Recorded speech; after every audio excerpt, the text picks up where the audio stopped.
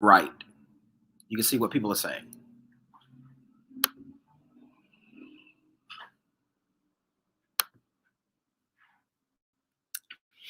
Happy Wednesday, everybody. And we're so glad that you are joining us. This is a wonderful time for us to have continued conversation as we had on last Wednesday. Tonight, I have a few persons with me in our time and in our space. We have Miss Natasha Pierre, who is the executive director of Nami Hillsborough, and she'll tell you a bit more about Nami. And then we have Miss Brickell Norwood. Miss Norwood was interactive on our conversations on last week. About a month ago or so, she recently lost her mother. And so it was good to see her interacting with us in our time of conversation last week. So I invited her to come on with us tonight, that we may have a conversation that it's interactive. And I so love technology that we can be in different places and still have the connectability. So if you're watching tonight, we see that there are some persons that are watching. Perhaps you're watching on Facebook or YouTube. Be sure to drop your name in the box. We would love to have conversation with you, as well as to have conversation with you after all of this is over. It is important that we don't just have this conversation on Wednesday nights, but we want to keep a great audience that we can engage with you and have conversation with you throughout the course of the week. So I want Miss Pierre to briefly introduce herself, and then Brickell, if you want to say something, and we're going to get into the conversation for tonight. I'm going to steer the conversation a little bit, and then we'll turn it over to Miss Pierre. The basic thing, while we're all here, something that we cannot escape, all of us have dealt with grief. All of us have dealt with grief, whether it is currently something that is very close and has been very recent, something that has been in years past, but there isn't a day that goes by that you don't think about that person that has meant so much to you. We want to talk about that. So often people just place in the back of their mind the memories that they have of the loved ones that have now transitioned on. We're here for one another, and that is important. Hello, Rick. Good to see you back with us. And so, Natasha, just tell us a little bit about Nami, and then lead us into our segue tonight about grief. Thank you so much. I am Natasha Pierre, the executive director for Nami Hillsborough. And Nami Hillsborough is the local affiliate for the Tampa and Hillsborough County area of the National Alliance on Mental Illness. Nami is the nation's largest grassroots mental health organization, and we provide free education courses for people living with a mental illness and for the family members that love them. We also offer support groups, free support groups for the individual with the diagnosis, as well as their family members. We are advocates, and we do things like this: increase public awareness of mental health and how it impacts all of us. So tonight is an extension of our public outreach and public awareness and our intentional efforts to get back into the community and reach out to people who have been affected not only by the pandemic, but also by other life challenges for which they're grieving. So I'm really happy to be here with you all tonight. Thank you. Thank you, Brickell. How is it for you? And this is tough, knowing what you have recently experienced. How have you been processing grief, and how do you define that? It's painful. Grief is painful. It's something that's not easy. It's hard every day since it's only been like a month. Every day I have crying, I get anger. I wonder why it happened. I wish I had more time with her. I get guilt of maybe just stuff that I wanted to do with her and didn't do, and it's difficult. Yeah, it's difficult. And no matter how many adjectives you use, right, there's no way that we can really describe it. right? Until you walk a mile in my shoes. It's difficult to describe. Yeah. And often we say, well, we know what you're going through. You may know some sense of what a person is going through, but it's very difficult to identify with someone who's lost a parent or someone who's lost a sibling. I think about my wife. She's lost 2 siblings, right? And she's the only child remaining. It's difficult until you know. I know what it's like to lose a parent, but I don't know what it's like to lose a sibling. I have 3 sisters, or to lose someone else. And so it is also, I think, just in my non-professional opinion, if you will, to have organic conversations with people that have experienced what exactly you have, losing a parent, losing a sibling, because you can have different level of conversations. Natasha, let me ask you the question tonight. Why do you think that is so hard for people to open up and share that they're hurting? Well, the first reason is that we haven't normalized grief as part of the human experience. We haven't normalized it. And so we have people who are grieving in pockets, grieving in silence, grieving in silos. The reality is that grief, that extreme distress and sorrow, of course, we liken it most often to losing a person, a loved one. But grief can also be the loss of the life you once knew.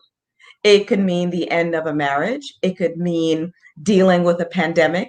It could mean having a physical or mental health diagnosis that significantly impacts the life you once had. And so grief covers so many areas of the human experience. And a lot of times people have a tough time with it because whenever are we taught how to grieve?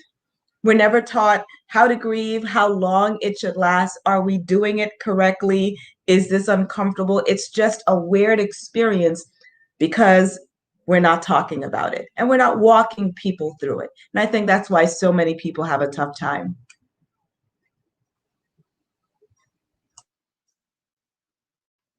I lost the last part of your conversation, but I think you said people have a hard time talking about it because they haven't normalized it. We Not at try all. to it and put it in the back of our head as if it did not happen. And when we start to think like that, it's hard for us to cope with our heart.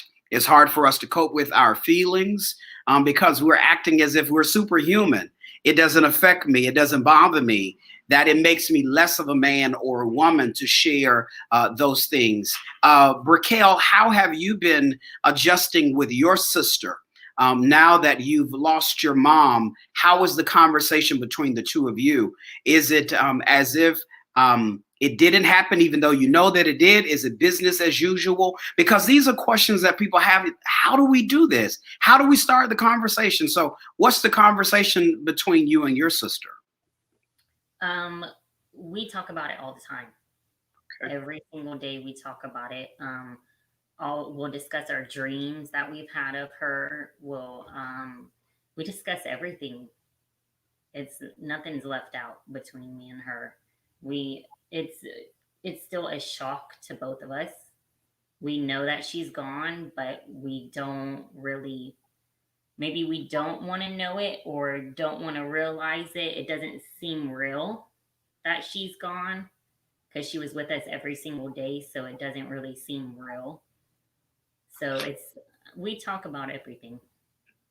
Yeah, it is surreal. Natasha, how do we start the conversation? Just like this, just by bringing it up. There's no right way to talk about grief. There's no right way to grieve. There's no norm, no standard, what's typical, what's normal. It's going to look different for every person.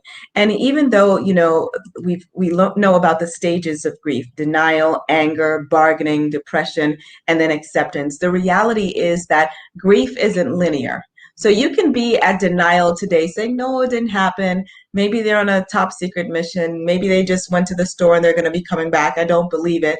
And then the next week or month or a couple months, you're in the anger phase. And then you can go right back to denial. There's no linear path.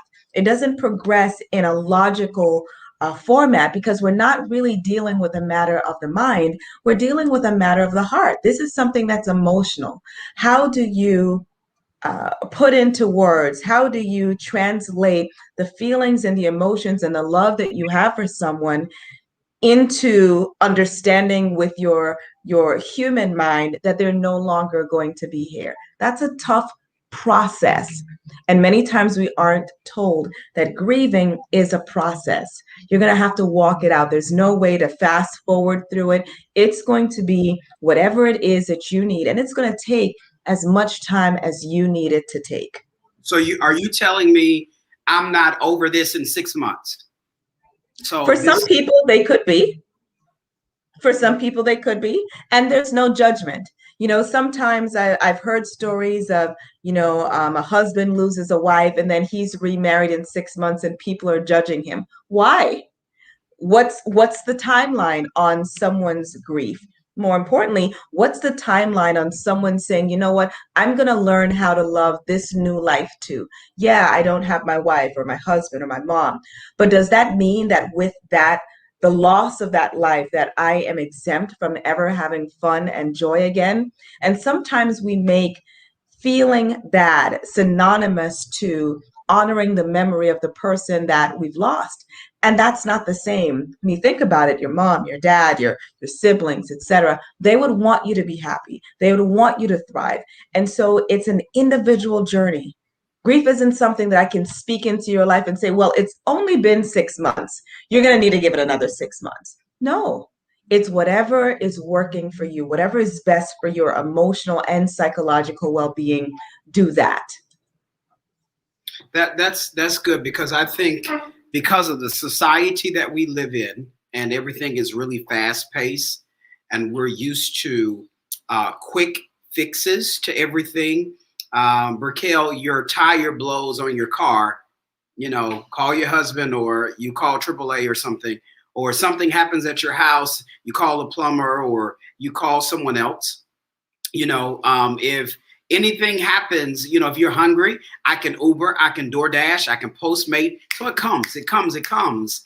And this has done a spin to us as people because we're so used to things happening very quickly, because that's the way that we live. And so now when it comes to us dealing with ourselves, we're looking for that same thing.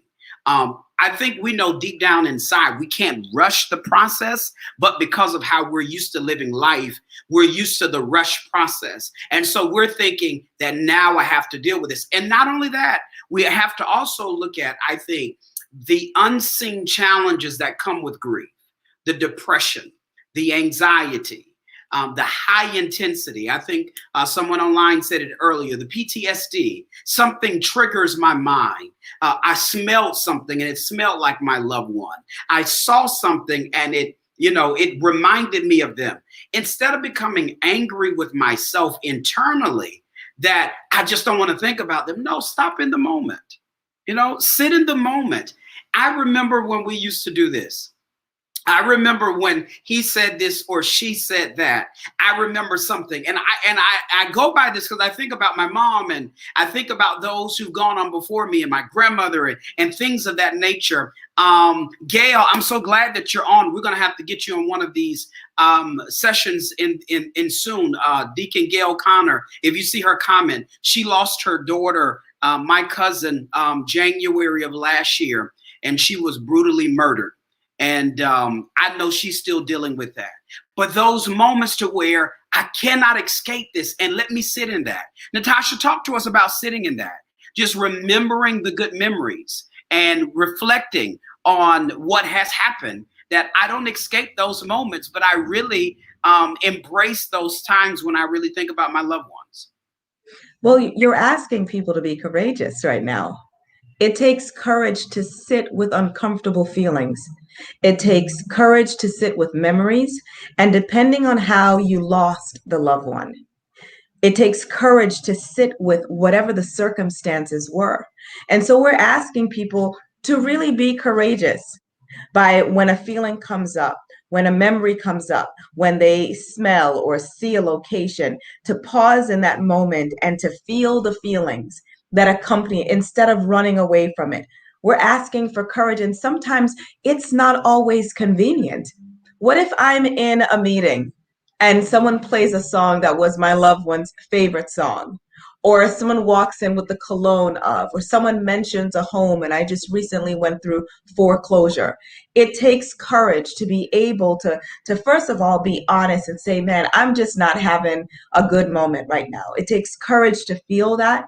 It takes courage to give yourself permission to feel it, knowing that you don't have to run away from it, knowing that you don't have to quickly escape from it, quickly, dry your eyes because you're crying, quickly change the subject. It takes courage to do that.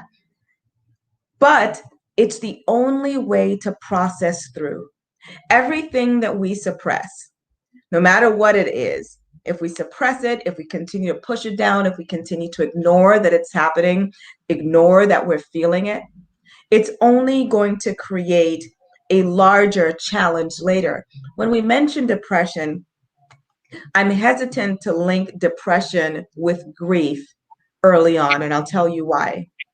It is human to feel sad. It's human to feel sad. You should feel sad when you lose someone you love. Now, if on day 422, your sadness has the same intensity as day one, now we're looking at depression. But for that first year, and this is just Natasha's gauge on that first year of going through every birthday, every holiday, every experience, after that first year, I'm not saying that the grief should lessen, but there should be some coping and processing tools and strategies that lessen the pain. So it's not a 100% full cry, full breakdown. Not saying that that still can't happen, but we're talking about the intensity of the feelings that can derail. When we get to the point of depression, we're talking about how a loss is processed to the point that it's derailing your life.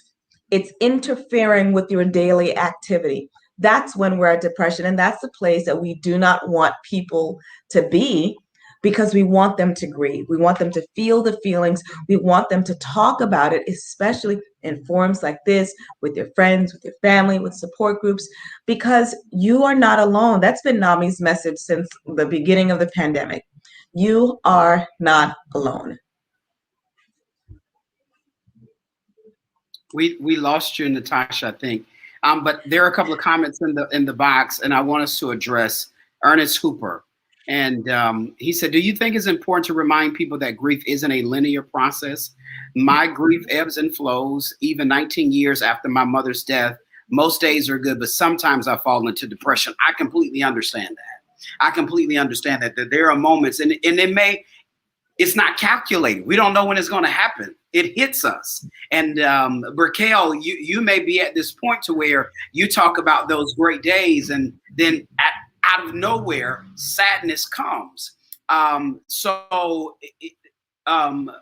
talks about the process isn't linear. It's not cookie cutter. The process is different for everyone. And I think in the organic conversations that we're having tonight, and Natasha, you can agree or disagree with this. I think it's important for us to say the process that works for you to express how you feel has to be a process that you identify and understand. Because if I try to follow someone else's process, and once again, this is not my lane of expertise, but just my humble opinion now as a ministerial clinician, understanding just the word of God, that you understand what works for you, that it is a bad thing to get into a place to where someone says, well, you need to grieve like this.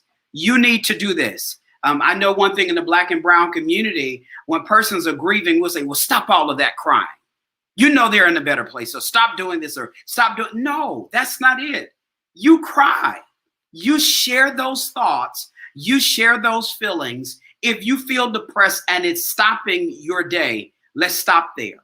Let's see what's going on. Let's evaluate, why is this putting a roadblock into my day? Identify that so you can move forward. I think it's when you don't identify what's stopping you, what's hurting you, is what really causes you damage. What do you think about that? I know I said a lot.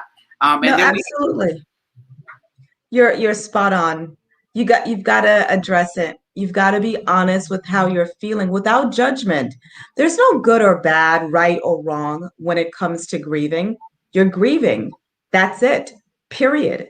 There's no, I want you to grieve this way because it makes me comfortable. I don't want you crying because it makes me uncomfortable. I don't want you talking about the person too often. Like, aren't you over that yet?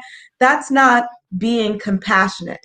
And compassion is being kind, being empathetic, and being respectful.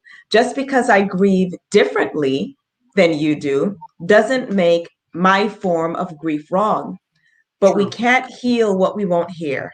We can't heal what we won't be honest about. We can't heal what we won't give voice to. And it's the permission. I think everyone just needs permission to know that it is okay to grieve. It's okay to hurt. It's okay to miss someone. It's okay to be angry about the memories you won't be able to create, about the time that you wish you had, about the way that the person was removed from your life, and even extending it past losing a loved one. It's okay to grieve not getting the job or losing your job. It's okay to grieve losing your dream home or your dream car. It's okay to grieve those things. You have permission.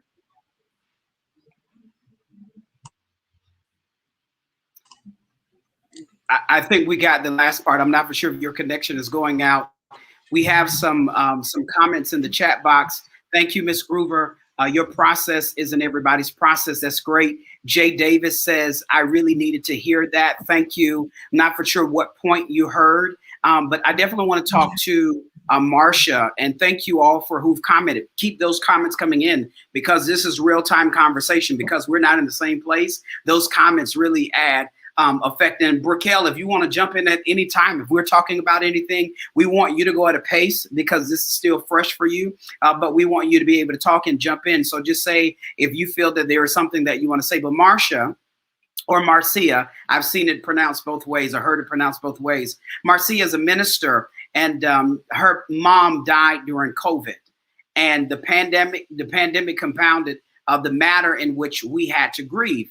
And she says, I'm a minister, and she's a licensed mental social worker. So she's fully aware of the stages of grief, but this required more of God and professional support.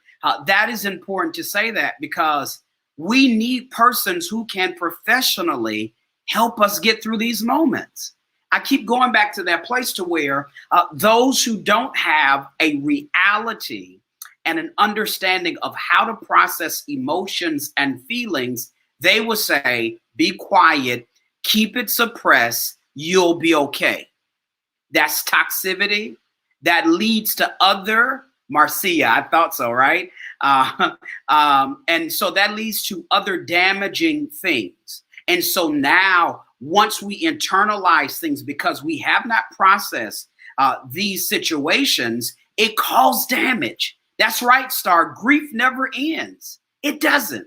So how do we deal with that, right? How do we have those conversations? It is starting with those who are professionals, who have training and who've experienced this. So what do you say about that, Natasha, about us having conversations with professionals? And Brickell, have you thought about seeking professional help beyond this time? So we start with Natasha. I am so happy to hear you say this. Many times faith leaders feel that they have all of the training and expertise necessary to effectively lead someone through grief or a mental health challenge. And one of the things that Nami has endeavored to do is through our faith net is to connect with faith leaders, say, listen, we want to support you. We want to support you in supporting your community. And it's true. Sometimes, there are some people who can just handle it on their own and just take it one day at a time. There are other people who are going to need a mental health clinician. You're going to need to connect with a therapist just to get some tools and some strategy on how to process your grief, especially if it is interfering with your daily life. If you're losing interest in activities, if you're taking days off from work, if you're not taking care of your children, neglecting your hygiene, it evidences that you need a little bit more support. And there's nothing wrong with that. It doesn't mean that you're doing grief badly. It doesn't mean you're failing at how you're managing your grief. It just means that this is a perfect time for you to connect with a community that really wants to support you. So yes, therapy, prayer, faith communities, faith organizations have traditionally been places of refuge for people, and it need not stop now. I am a huge advocate of having a mental health ministry in faith communities, having clinicians, social workers, and mental health therapists, and psychologists and psychiatrists present in the faith organization so people know, okay, I can have God and a therapist. You can It's do okay to both. They're have not Bible on mutually, the couch. absolutely. They're not mutually exclusive. Absolutely. That's important. Raquel, have you thought about seeking professional help beyond just our small groups? Has that thought come across your mind? Yes. I am going to see a special therapist Friday, actually, my first time. Grief, to me, I feel like I don't know how to deal with it. So I need someone to tell me how to deal with it. Death is going to happen to everybody, but it does not feel normal. It's not normal. Death is not normal. It doesn't feel normal. So yes, I will see a therapist. Also, my sister-in-law Charlene, she's a life coach. She gave me a journal, and so with my journal, I write down all my feelings, all my memories, guilt, anger, anything that I feel. I write it in the journal, and it feels like a relief, like something has come off my shoulders when I write it all down. That's great. Shout out to Charlene, my associate pastor and life coach. She's an amazing person. But this is important. Whatever avenue it takes for you to process, whether it is writing, whether it is speaking to someone, the main thing is don't do it by yourself, right? Find someone and let that out. I think we get to a place to where we think that we should be over this by now. So we try to tuck it under, right? We try to put it under the rug because we should be done with this. That's why I so appreciate the comments and the spectrum between what Ernest said earlier. I'm not for sure if he's still on the line. Ernest is a journalist, retired journalist with the Tampa Bay Times and a new colleague of mine at United Way. So it's good to see him on the live tonight. And then Marsha, I don't know her. I know Deacon Connor, and I know Miss Groover and some of the others that have commented, but there's a range. You're seeing something almost 20 years ago, something a month ago, something that happened a year ago. And you know what? We're all affected still, right? So that is a moment for us to understand that grief is not categorized by time. Star, you are correct that as time goes by, the grief may change. How you process it may change, when in fact you may have thought about someone every day for several hours or several times, and then years go by. It may not be as often, but it's the same. But this is what I want to talk about in this next segment of question is, how do we make sure we don't lose our gauge to empathize with others? Thank you, Ernest. I'm glad you're still here. We need to do a write-up on this and have conversation. Yes. How do we not lose that edge that we don't no longer empathize with others? As a pastor, this is big because I always say to people, and I think I said this at your mom's funeral, Raquel, that you're looking at the people on the front row now. You don't know when it's going to be your turn. So don't forget the people that are experiencing this now, because you're going to need someone, right? What do we do to normalize for us as individuals to have compassion, that we don't forget, Natasha, how to empathize with others? Give us a reality. It starts with understanding humanity. At the core foundational level, we go back to do unto others as you would like to have done to you. Everyone has experienced grief. And if you haven't, keep living. It's going to happen. Understand how you felt in that moment. And, when we talk about the need to normalize grief, and the need to not feel like we have to rush through it. That's not something that we innately desire to do, because if we all could, we would take a month off just to process. The reality is that the pressure that we feel to move quickly through grief is imposed on us. I'll give you an example. Since November 2019, November 6, 2019, I've lost 8 people. And the pressure that I have felt wasn't, oh, I need to take some time to grieve. I would love to have done that. But my focus was on, I can't show weakness. I can't show vulnerability. I can't show that I, am this is affecting me more than people may be comfortable with. That's the pressure that I put on me just based on societal expectations. Now, in order for us we've got to give what we want to receive. So that means giving grace. That means not being put off by someone's tears. That means not telling someone to smile. You know what I've just been through. Like, why are you telling me to smile? It's not hurrying me through a process. It's not inviting me to public outings because you want to cheer me up. Grief isn't something that's alleviated by a play or a movie or dinner. It's something that I need someone to sit with me in. Tell me about your mom. Tell me about your sister. Tell me about your spouse. Tell me about the home. Why did you pick that accent wall? Tell me, why did you choose that color car? We need people who are comfortable having those courageous conversations and sometimes just being silent. We need humanity. And I think that we have strayed from understanding and connecting first with ourselves, because I can't be a human to me if I'm not recognizing and respecting my own humanity. Wait a minute. You just said something great. I cannot be a human to me if I'm not respecting that I'm a human. I can't. There's no way I can be a human. Back, right? I don't have to have the cape on my back. I don't have to be Superman, Superwoman. It is okay to hurt. I didn't mean to cut you off. I wanted to point that out, that you said it's okay to recognize my family. Good. It is okay for me to say, you know what, I'm going to pause and I'm just going to feel today.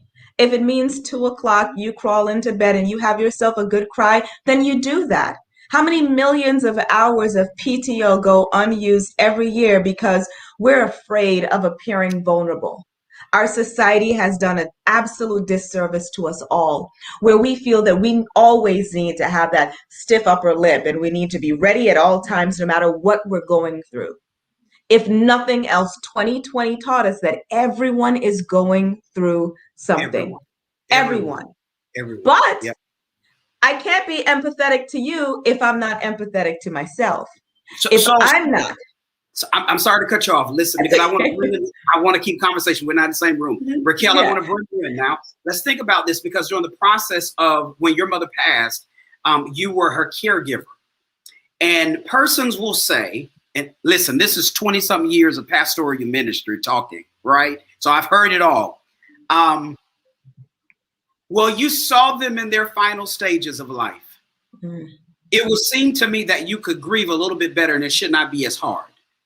I've heard people say it. You knew this was going to come.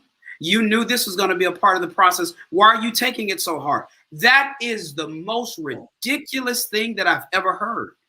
And a lot of times it comes from people over spiritualizing grief.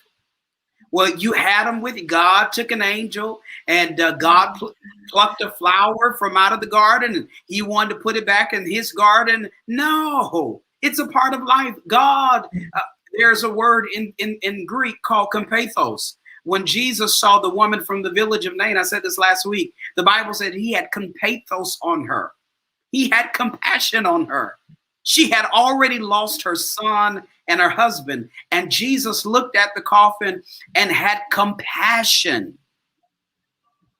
The only thing he said was, young man, arise. So that means to me, we must stop over spiritualizing things and have compassion. Raquel, have you heard that? People, I don't know, someone perhaps have said to you, you know, well, you were there with your mother in the final stages and it was not all of a sudden death.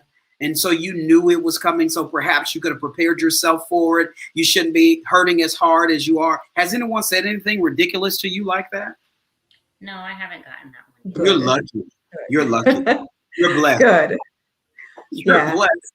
Have you heard that before, Natasha? People will say I've heard that. I've heard the, God just wanted his angel back. You had a lot of time. They had a good life, as if that's somehow supposed to lessen the pain.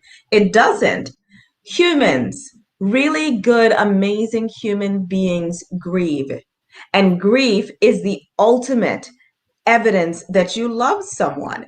So how is the way that they died or that you knew it was coming supposed to in any way lessen the pain? Compassion means you've got to respect it.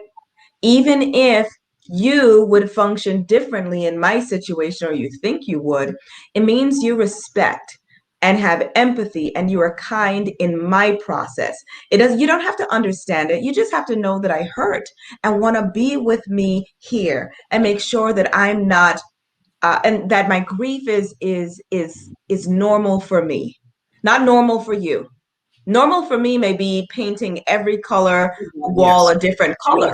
Yes. Normal for you may be going for a run, but you don't judge what grief is for me. As long as it's helping me to move through the process, that should be all that matters. Deacon Connor, I hope you just heard that. The process of grief is different. She said earlier, I don't like crying on others' shoulders because I don't want to make others sad or mess their day up. What happens is you want to remain strong for others. And internally, you're destroying yourself emotionally because you're looking at, well, I don't want to bother other people. Then that means, Rick said he heard that it's been 2 years. So what happens is, if I cannot be open and honest with the circle of people that are in my life, that's not the circle you need to be connected to. At any given moment, if I can't call you and say I'm hurting, I'm crying, and you feel as if I'm going to mess up your day, those are not the people that I need to be connected to. And I'm not trying to spiritualize this because tonight we're talking about the emotional aspect, but it is very much spiritual. God, send me people in my concentric circle that I can be raw, transparent, honest with, that they will understand me, right? In my day job, in all of the different hats that I wear, right? I'm either Bishop Johnson, I'm Dr. Johnson, Pastor Johnson, or somebody. It just really depends on the hat that I'm wearing. I want to be around people that can call me. They know they have permission to call me Jeff and say, Jeff is okay. That's my circle. I'm not Bishop to them. I'm not Dr. Johnson to them. I'm Jeff. Those are the people that you need to be around. Rick, you need to be around those people. Geneva, you need to be around those people. Marcia, you need to be around those people. Raquel, Ernest, Gail, all of those that are commenting tonight, you need to be around those people that see you for you, that you can be open and honest and say 19 years later, 5 years later, a year later, 1 month later, I'm not okay. Let me sit with you. Let me hug you.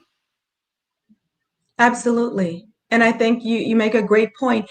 Everyone isn't going to be a safe place for your grief.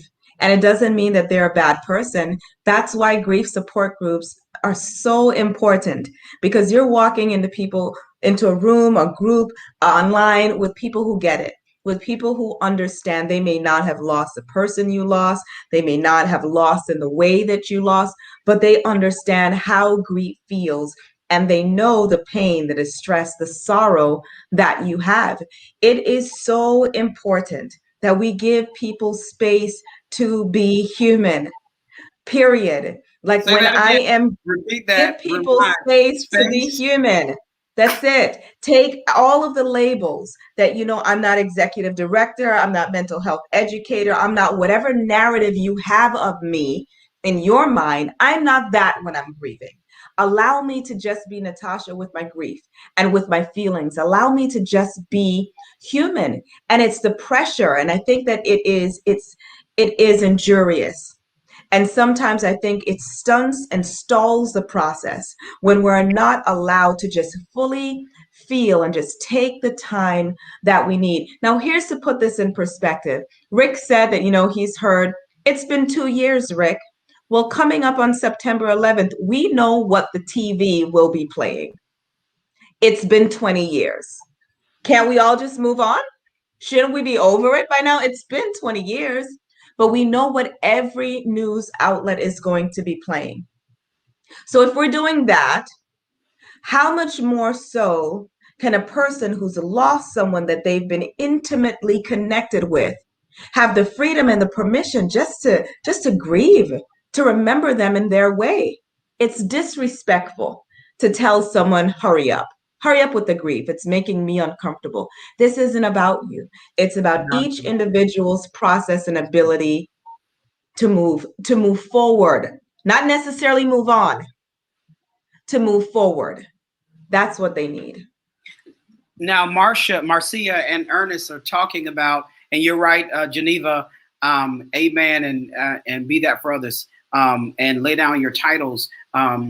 Marcia and Ernest's comments kind of parallel one another. They talk about on the day of the passing, they keep busy. Ernest said he cleaned out his refrigerator to keep busy. And Marcia says she's been keeping herself busy for an entire year nonstop. How do we deal with that? Does busyness stop us from processing, and it allows us to think about something else? Everybody has a different process, but I just want us to have a real conversation about that tonight. I'm thinking that if you become busy and you're doing things to revert your mind from thinking about that, right? You're not giving yourself the time to really process and sit with yourself because you're busy. Now, I that may be the way that you process, and this is not a professional feeling or thought, but I'm just saying, I think that if you remain busy and you revert your mind not to think about something, it can have lasting effects on you, because even in that moment, no matter how long it's been, you still need to deal with it. You still need to talk to someone about it. You still need to sit in it. So how do we deal with that, Natasha, about busyness when it comes to grief? It depends. I think sometimes busyness has its place just because feeling the full weight of the emotions in certain moments are inconvenient. I've shared many times that I felt that if I even paused just for a little bit to feel and think about the full weight of losing 8 people in a year and a half, that it would almost like take my breath away. That I wouldn't have time to gather myself in order to be on once again. And so sometimes distracting yourself can work. So you can just get through this part, let me distract myself, and then I'm going to get back to it. I almost like postponing the grief. Now, distracting for an entire year or 6 months consistently, not the best strategy. But if there is, instead of me focusing on, and here's an adjacent conversation to this. Trauma. Many times, when something traumatic has happened, or when someone has died, or there's a loss and there's traumatic circumstances around it, many times people want you to talk about it right now. But there is, and I know this from personal experience and just industry experience, sometimes it's injurious to address and directly deal with that trauma if the space isn't safe and if the person isn't ready. And this is something that I know from my work with combat veterans and for other people who've experienced traumatic events. I think there's also something to talk about the intersectionality of grief and trauma and gender and race, where it's compounded, where there's almost some pressure to grieve in a certain way, or grieve quickly, or hurry it up, or even the gaslighting. Well, I mean, you only knew them for a month. Can you really be grieving? I mean, it wasn't like you were able to bond with the baby, so I don't understand why you're so sad. You only had the house for 2 years. It's not like you had it forever. That's Mm, gaslighting. That's minimizing the yeah, person's experience. That's centering their experience on your take of it. And again, that's injurious. powerful. And that's it. Thank you. Thank you. Any closing remarks you may have, Raquel, about the process in which you are experiencing now as we come to an end? It's funny that he was cleaning out his refrigerator because the day that my mom was dying, that she did die, I was doing laundry.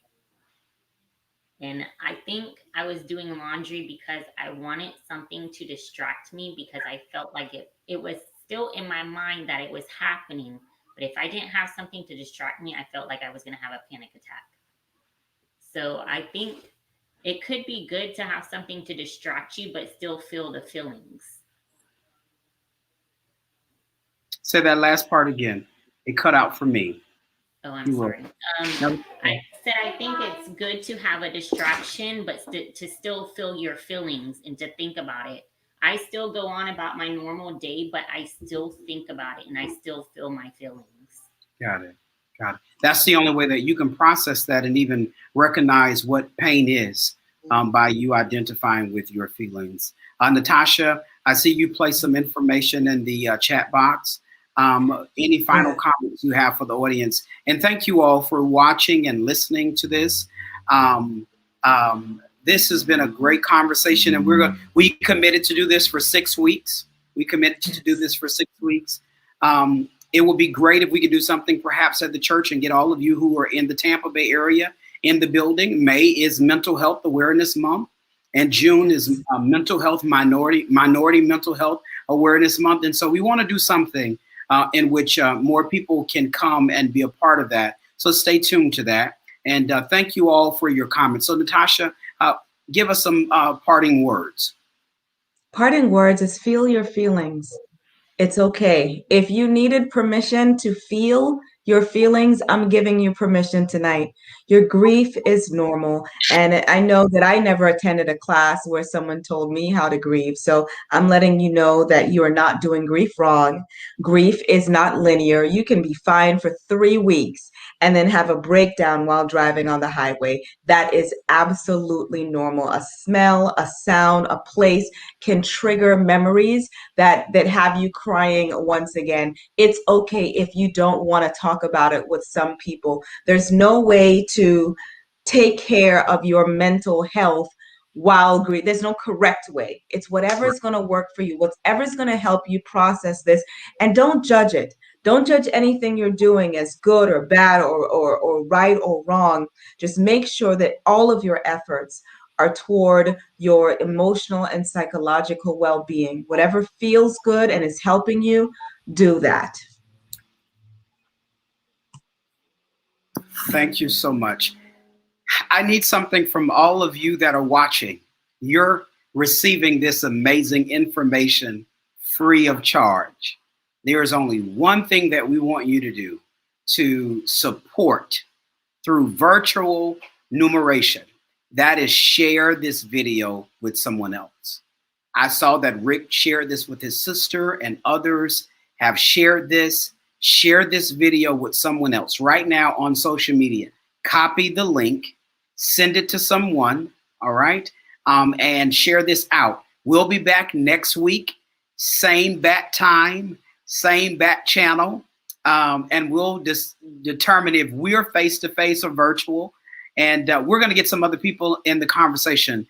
Those of you who watched tonight and you're interested in being a part of the conversation, and we bring you on. My email address is in the chat, connections3c@gmail.com. Email me. I would love to have conversation with you and see if you'll be a great fit for us to have you a part of the conversation. Nami Hillsborough support at namihillsborough.org. Let us remain connected to you. We're going to do this for the next 6 weeks. So we've done this for 2 weeks. So we have 4 more weeks. This is important because for me, and I'll just say this, I lost someone very dear to me 2 days ago. As those of you who know from the pastoral side, I'm the Florida State Bishop for our fellowship. And so I have the amazing ability to walk and do spiritual life with our pastors in the state of Florida. And then there are some churches that I cover outside of the state of Florida. But in particular, a young man that was my district elder in the Tampa Bay area. He pastored in Brandon, 43 years old, passed away on Monday. And it was absolutely, and it has been absolutely ravishing for me, just destructive for me. And that's just a very realistic comment that this has been a rough week. I don't know if I've been coming or going and helping the family with funeral arrangements and helping the church members process this and, doing a whole lot and just trying to maintain how I feel. And so it is tough, but I guarantee you I'll be okay.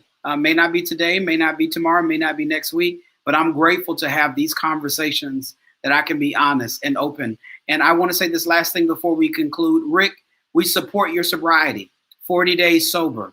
That's amazing. You can think clearer, right? With a clear head, being free. Because we know in Alcoholic Anonymous, one statement is one drink is too many and 1,000 is not enough.